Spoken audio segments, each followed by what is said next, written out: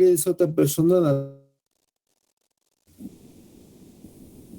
¿no? Dependiendo de la gravedad hay cárcel, ¿no? Hay una sanción real, ¿no? Cuando se trata de las normas jurídicas, las que establece el Estado, hay una sanción real, una sanción objetiva. No así en las normas que establece la sociedad, ¿no? Las normas morales, ¿no? Por ejemplo, normas morales, ¿no? Que establece la sociedad, cuida a tus padres, ¿no? La sociedad lo ve con buenos ojos, ¿no? Y por ahí también la sociedad misma te juzga si te portas mal, incluso uno mismo tiene por ahí remordimientos cuando procede de mala manera. Claro, pero esas son sanciones subjetivas, ¿no? Subjetivas, no es una obligación real en verdad, ¿no? Pero ahí está si uno siente remordimiento de no proceder adecuadamente, ¿no? Y también está lo que dicen los demás, ¿no? Las otras subjetividades también opinan, pues, ¿no? Esa es una buena persona, esa es una mala persona. Entonces, cuando se habla de normas, tenemos las normas morales, las que establece la sociedad, ¿no? Y que uno, bueno, debe acatar por propia convicción o convicción interna, obligación propia, ¿no? Y el incumplimiento de esto, ¿no? Respeto a los mayores, a los padres, cuidarlos, no tiene cárcel, no tiene pena legal, pero sí hay una sanción subjetiva, ¿no? Ni remordimientos o de repente que las otras subjetividades o los otros me cuestionen, ¿no? Eso. Y por el otro lado tenemos la sanción jurídica, ¿no? La sanción jurídica, bueno, eso sí, pues son normas que establece el Estado, ¿no? El Estado, que es un elemento externo a nosotros, ¿no? El Estado, ¿no? Claro, y ahí sí hay sanción objetiva, ¿no? Dependiendo de la gravedad eh, de la norma violentada, hay hasta pena de cárcel, pues, ¿no? Dependiendo de la gravedad, ¿no? A veces no. Cuando son delitos administrativos, 4 o 5 años, por lo general no hay cárcel, sino más bien una sanción de no ocupar cargos públicos y por ahí de repente hasta algún tipo de multa, ¿no? Por afectar al Estado, bueno, si se demuestra, pues, ¿no? No, entonces, ya, ya. Entonces ahí está la distinción, ¿no? Norma moral o la norma social, pues, ¿no? Y hemos dicho que la palabra moral está bastante relacionada con la sociedad, tiene un sentido práctico. Bueno, a eso se alude aquí también. Valores. Bueno, hay una diversidad de valores éticos, ¿no? Que son un tipo especial de valores, ¿no? Bueno, la semana pasada vimos que hay una diversidad de clases de valores. Uno de ellos son los valores éticos, los valores éticos. Bueno, aquí tenemos valores éticos eh, que son por ahí considerados fundamentales, ¿no? Fundamentales. Primero el valor de la libertad, la libertad.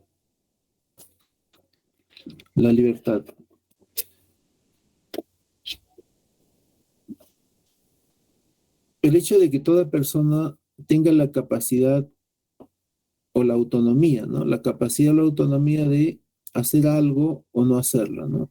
De elegir hacer algo y de actuar, ¿no? O de no hacer también. ¿Ya? Entonces, ese es un valor, ¿no? Hay más libertad en los países democráticos, ¿no? Eh,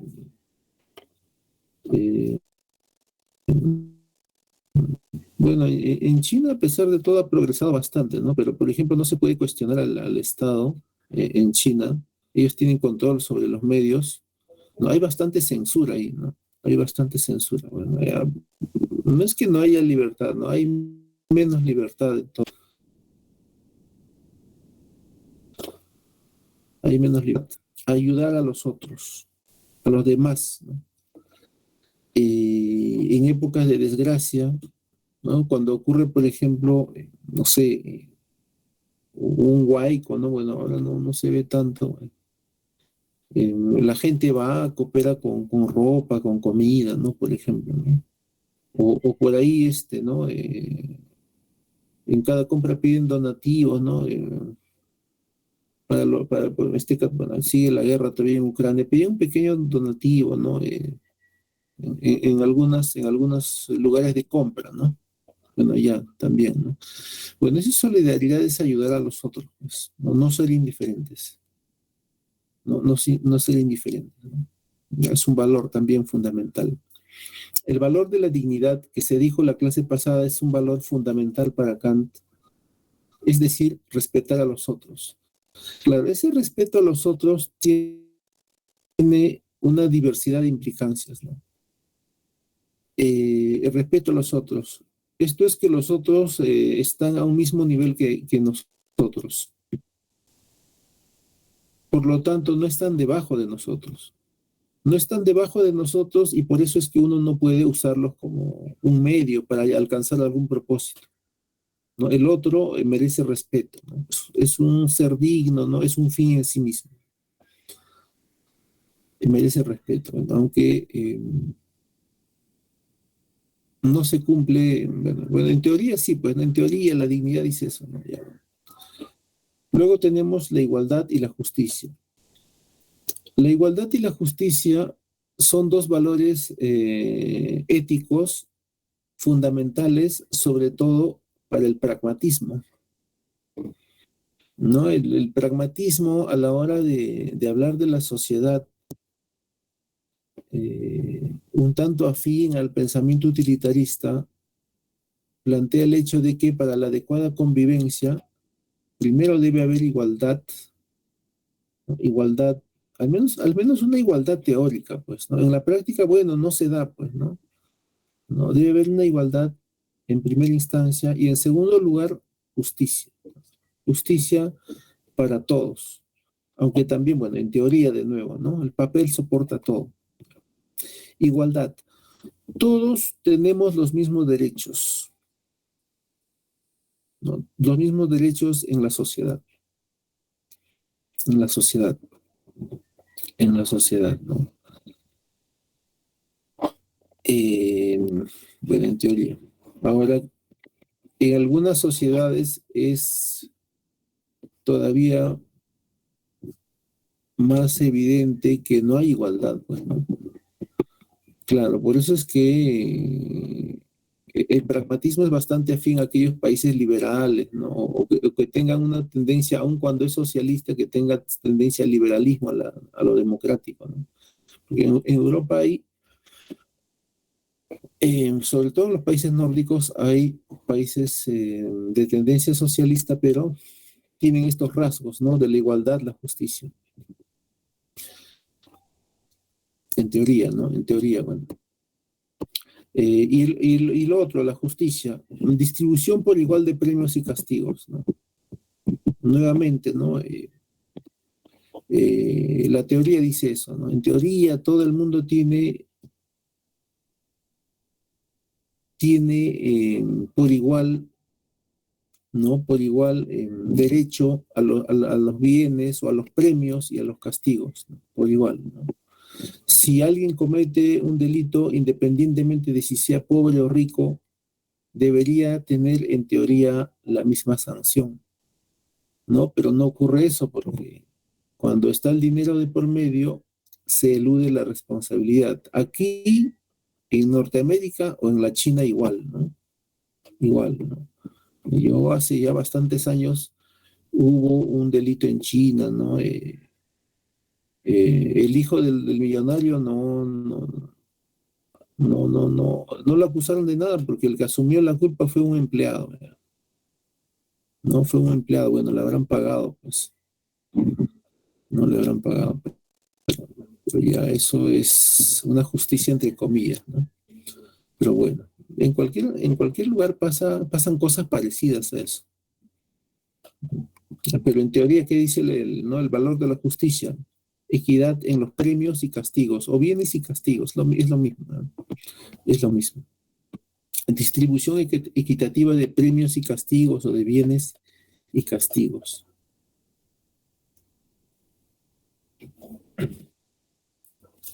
Ya, ahora vamos a ver algo sobre los dilemas éticos, ¿no? Los dilemas éticos. Ya hemos dicho que son problemas morales, ¿no? Son problemas morales. Algunos lo definen como una suerte de relatos que contienen problemas morales que invocan una solución, una suerte de solución, ¿no? Claro, estos relatos son una suerte de ejercicios morales que requieren una solución inmediata, ¿no? Una solución razonada, si se quiere. Pero en el fondo, en resumen, son problemas morales, pues. Ahora, eh, ¿de qué tipos hay? ¿De qué tipos hay? Tenemos los llamados dilemas éticos hipotéticos, que son situaciones poco probables, aunque pudiera darse, ¿eh? Situaciones inverosímiles, ¿no? Pudiera darse, ¿no? Pudiera darse. Eh, Se recrea bastante esas situaciones hipotéticas en películas, ¿no? En una película aparece, por ejemplo, ¿no? El protagonista debe decidir entre salvar a una persona que quiere, ¿no? Que está en un almacén, ¿no? O puede salvar a 100 personas que están en otro almacén. ¿Qué cosa eligen? Ahí está el dilema, ahí está el problema moral. Una persona que aprecia o a una gran cantidad de personas, ¿no? ¿Qué solución le daría? Dice. Claro, si fuera por el afecto, definitivamente iría a salvar a la persona estimada, ¿no? Personas, un hijo, por ejemplo, ¿no? Pongamos que sea el hijo, ¿ya? No va a salvar a esa que esté en un almacén, ¿no? Que tiene que sacarla porque va a explotar una bomba ahí, ¿no? En el otro lugar igual, ¿no? No puede ir a los dos sitios, tiene que ir a un solo sitio. Dispone de poquísimo tiempo, ¿no? Ya, ese es un dilema ético, ¿no? Que se ve en las películas, pues, ¿no? En las películas sí se ve frecuentemente ese tipo de situaciones, ¿no? Claro, ese es un dilema hipotético, ¿no? Un dilema hipotético. Claro, si yo me guío por los afectos, tengo que ir a salvar a la persona estimada, pues. Pero, ¿qué cosa diría el pragmatismo? Perdón, el utilitarismo. El utilitarismo vería el mayor beneficio, ¿no? En este caso, elegiría, si una persona actuara utilitariamente, iría a salvar al grupo de personas, pues, ¿no? En teoría debería pasar eso, ¿no? En teoría, ¿no? Si fuera enteramente utilitarista, ¿no? Pero la gente no se guía por las teorías, sino más por las emociones. Pero bueno. Ese es un típico dilema hipotético, ¿no? O están navegando en un barco, ¿no? 10 personas, ¿no? Y el barco se empieza a hundir porque solamente soporta el peso de la mitad, o de 8, ¿ya? Entonces deben elegir entre hundirse o botar a 2 personas para seguir flotando, ¿no? Es otro dilema hipotético, ¿ya? Ese tipo de planteamientos, de relatos que suponen un problema moral complejo, poco probable, es lo que se llaman, pues, dilemas hipotéticos, pues, ¿no? Dilemas hipotéticos. En las películas, como he dicho, se ve bastante, ¿no? Se ve bastante eso. Eso por un lado. Entonces, por un lado tenemos los dilemas hipotéticos, poco probables, complejos, ¿no? Y por el otro tenemos los dilemas éticos reales, o cotidianos también le llaman, ¿no? Yo puse el ejemplo al comienzo, bueno, un tipo que se encuentra un teléfono en un restaurante. Ya, ese es un dilema ético real, pues. No es una situación conflictiva, pero lo devuelvo o no lo devuelvo. Dice, no, no, lo devuelvo, no, ya, o no es un celular, es un libro que cuesta regular, ya, por decir 150 o 200 soles. Igual, ¿no? O dinero, ¿no? Porque no es recurrente el hecho, ¿no? De varias maneras ocurre, pues. Es una situación real y común, ¿no? Y frecuente, común, frecuente.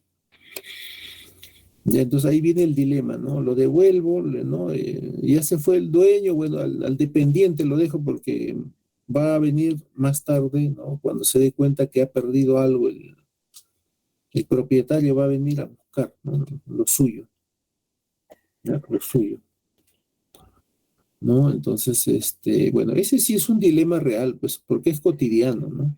Es cotidiano, es cotidiano, es cotidiano, ¿no?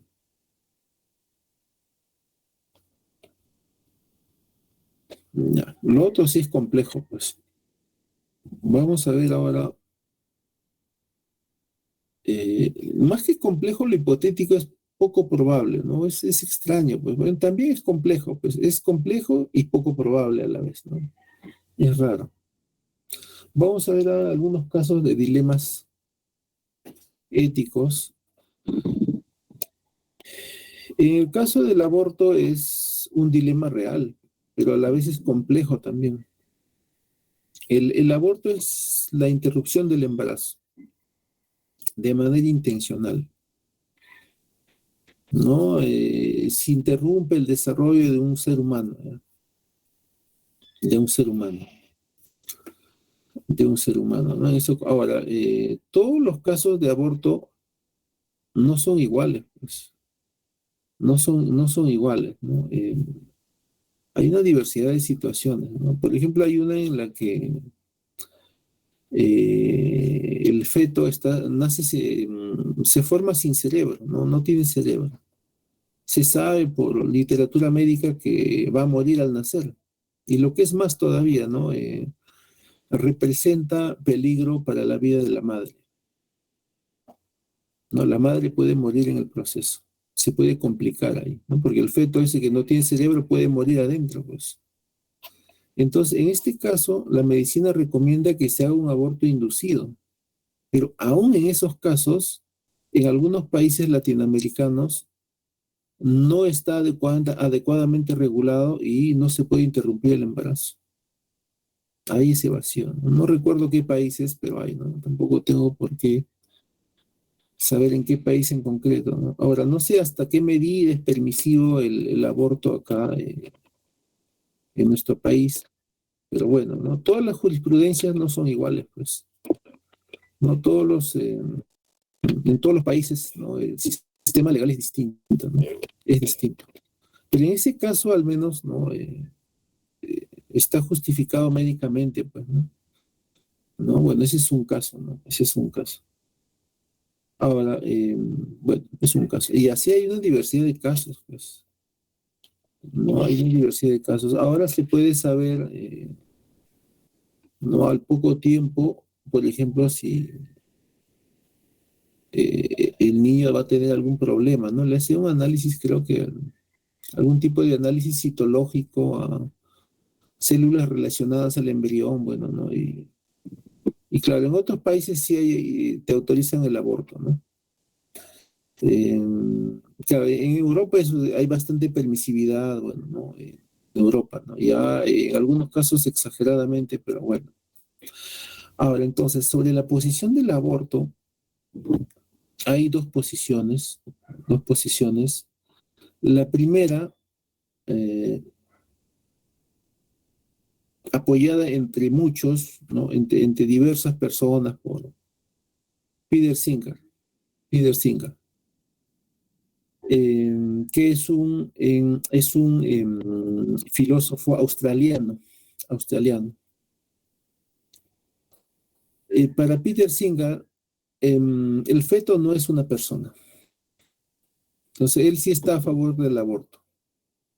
Ahora, no es una persona, pero él tiene algunos considerandos médicos, ¿no? Dice, no es una persona hasta las 17 semanas de formación. ¿no? Y a partir de la semana 18 sí es una persona, ¿no?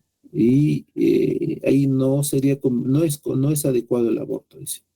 Hasta la semana 17 sí, pues dice, no, no es una persona. Claro, él maneja el concepto de persona asociado al concepto del dolor. Una persona, dice Sinclair, tiene conciencia, siente dolor, ¿no? Siente dolor. Por eso, claro, y a partir de ese punto debe haber un respeto hacia la vida, dice, ¿no?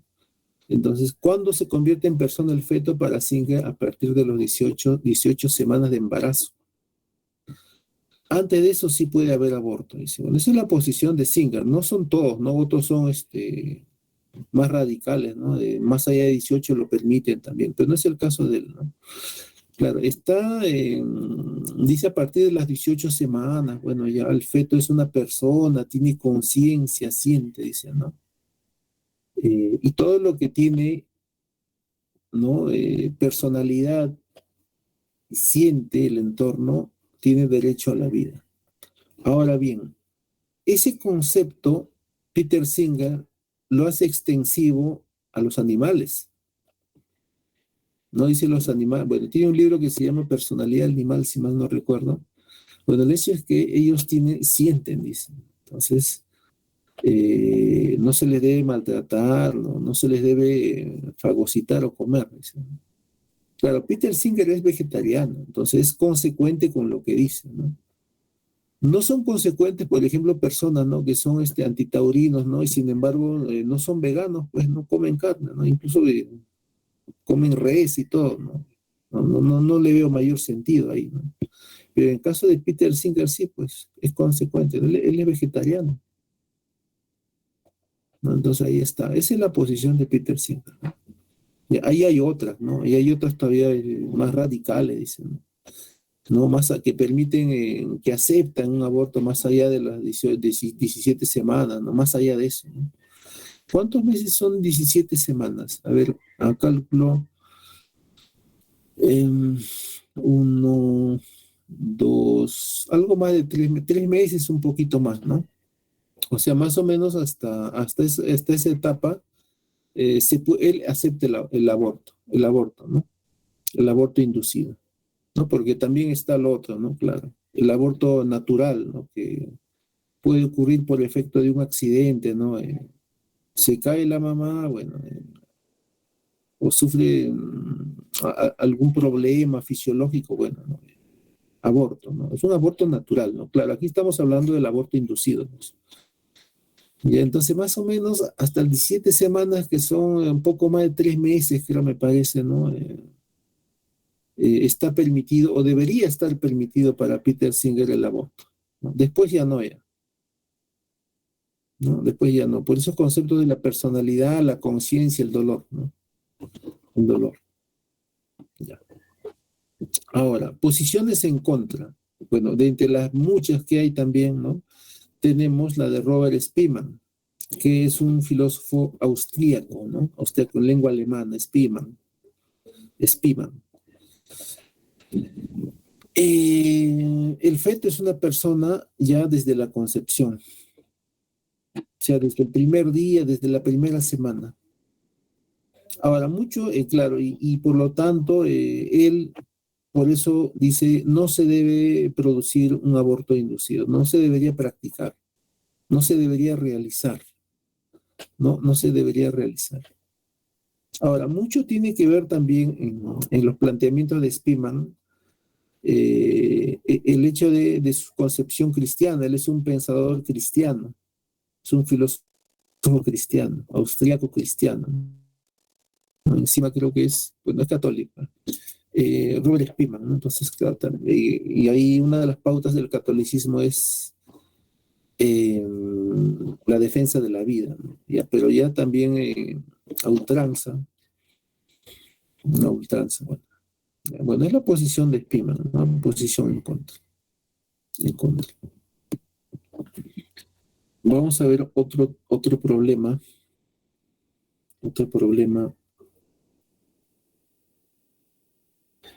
Eh, bueno, otro dilema ético, otro problema moral complejo y cotidiano, ¿no? es el tema de la eutanasia. La eutanasia. Eh, Causar la muerte de una persona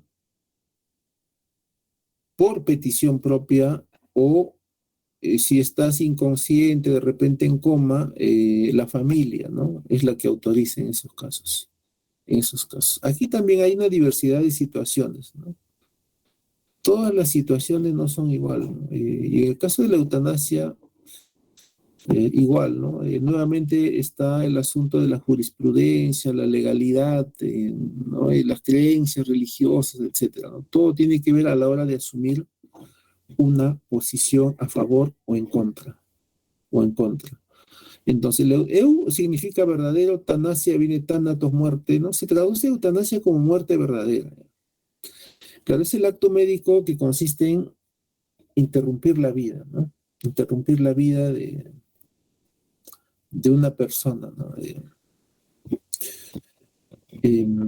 Hay diversas situaciones, ¿ah? Hay diversas situaciones, ¿no? Por ejemplo, alguien que tiene muerte cerebral, ya bueno, ahí también un consejo médico determina que está muerto realmente.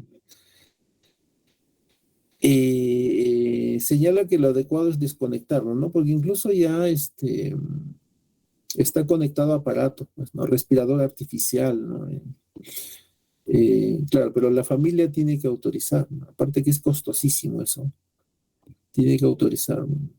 En algunos casos se da que lo desconectan y de alguna manera, no sé, incluso se contraviene, ¿no?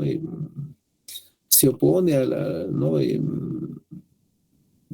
Incluso se dan casos de que recupera conciencia, bueno, son raros, ¿no? Cuando lo desconectan, ¿no?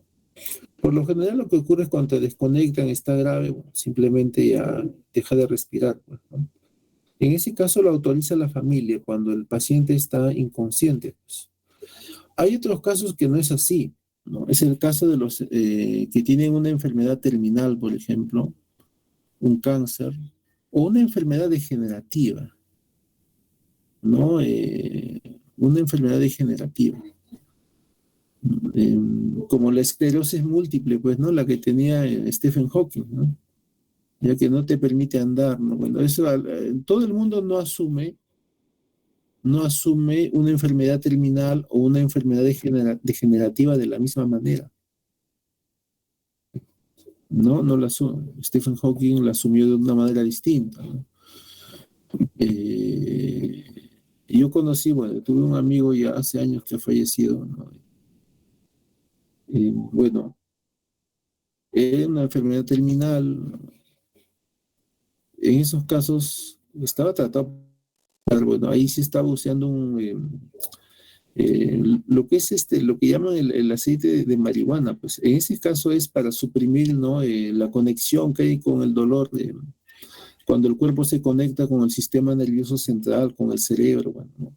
Simplemente es para eso nada más. No es que te vaya a curar, no, simplemente es para eso, ¿no? Sobrellevar. Y bueno, no toda persona no asume una enfermedad terminal o degenerativa de la misma manera y por eso pide la eutanasia, ¿no? Y por lo común, para eso hace una batalla legal, ¿no? Ya porque no está adecuadamente regulado, pues, en Latinoamérica. En otros países, bueno, ya dependiendo del país, ¿no? Yendo al exagerado, Holanda, ¿no? Holanda. En Holanda se considera una enfermedad grave la depresión crónica. Entonces, si te evalúan, ¿no? Como un depresivo crónico, tienes derecho a pedir la eutanasia, ¿no? Y el médico autoriza ahí, ¿no? Tienes una muerte asistida.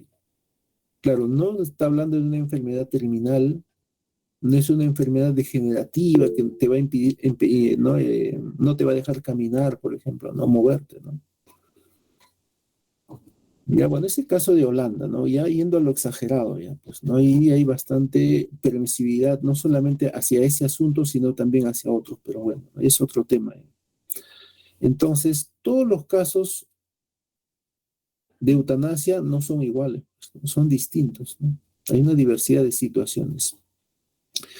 En lo que sí no hay una diversidad son en las posiciones, ¿no? Solamente hay a favor o en contra, ¿no?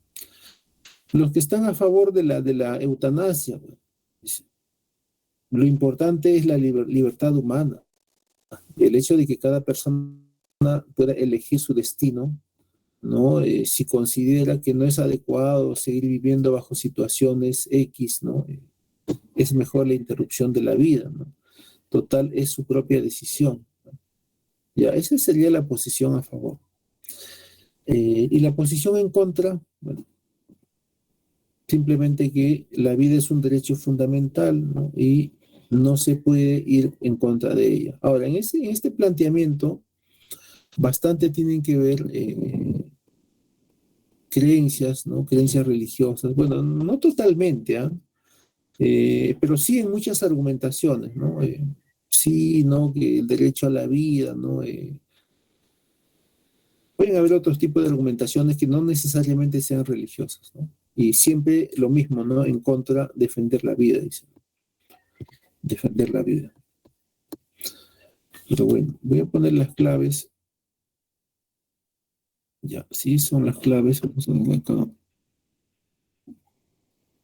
Ya, sí son las claves. Es el último cuadro. Voy a reducir esto. De repente haya alguna pregunta en el chat. Ya para ir terminando tenemos 2 minutos todavía.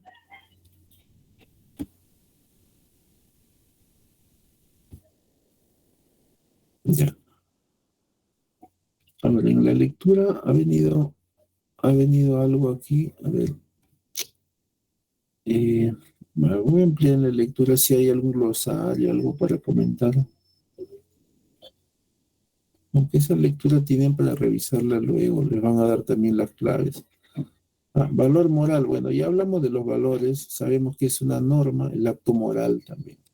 Es donde ocurre, ¿no? Donde ocurre, el acto moral es donde se realiza el valor moral, ya, para no ir con redundancia. Dilemas, bueno,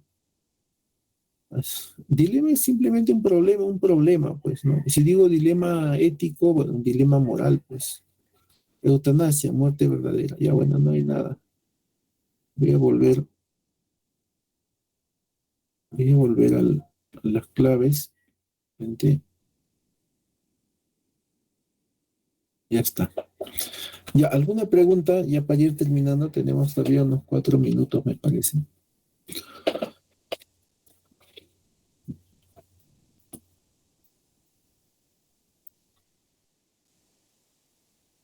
Ahora, esos dilemas, los que hemos visto, bueno, son los más complejos que hay, pues, ¿no? Y no están totalmente regulados, sobre todo en Latinoamérica, dependiendo del país también, ¿no? En Latinoamérica hay países, unos más conservadores que otros, ¿no? Unos más conservadores que otros, ¿no? Por ejemplo, Argentina es de lo más liberal, ¿no? Bueno, Argentina que está atravesando por una recesión, ¿no? Una recesión, ¿no? Que básicamente por la guerra, pues, ¿no? Ya, el asunto de bueno, una diversidad de cosas. Para el examen, en el examen, para una pregunta en concreto o para la situación general del examen. Bueno, en la situación general del examen, para el examen, así una idea general es descansar el día anterior bastante. Esa es una. Y lo otro es, al menos ese día si puedes pagar un taxi, al menos una vez siquiera, ¿no? Y reservar bastante el tiempo, ¿no? Que empleas para llegar hasta ahí, considerando la peor situación de tráfico, ¿no? Porque hay lugares con un tráfico horrible. La Panamericana Norte a determinadas horas. Todo eso hay que considerar, ¿no? Aunque el día de fin de semana no creo tanto, sábado sí puede ser, pero bueno. Ahora, depresión crónica se considera, ¿qué dice? Una persona que tiene depresión crónica se considera moral. No, no es amoral, porque esa depresión es involuntaria. Ah, sí es amoral. Eh, em, Tiene que ver ahí también la sociedad, porque, y de la situación, ¿no? Dependiendo de qué contexto, es que un depresivo por lo general atenta contra sí mismo, no atenta contra los otros, ¿no? Y claro, ahí viene el punto de ver si eso de atentar contra la propia vida es amoral, es inmoral. Bueno, en ese contexto él está actuando por una enfermedad de la psique, ¿no? Es una enfermedad, pues, ¿no? Es una enfermedad, ¿no? Es una enfermedad, es una enfermedad, ¿ya? Es una enfermedad. Las enfermedades no son amorales, pues, ¿no? Simplemente se dan, ¿no? Son circunstancias que se dan en diversos contextos, pues, ¿no? Y a algunas personas, no a todas, ¿no? No todas las personas son depresivas, o en todo caso, no todas se deprimen en igual medida, ¿no? En igual medida. Ya unas se deprimen muchísimo más, ¿no? Bueno, ya hemos llegado al final, voy a ir cerrando. Ya nos estamos viendo entonces la siguiente semana. Que tengan buen día, nos vemos. Ya, hasta luego.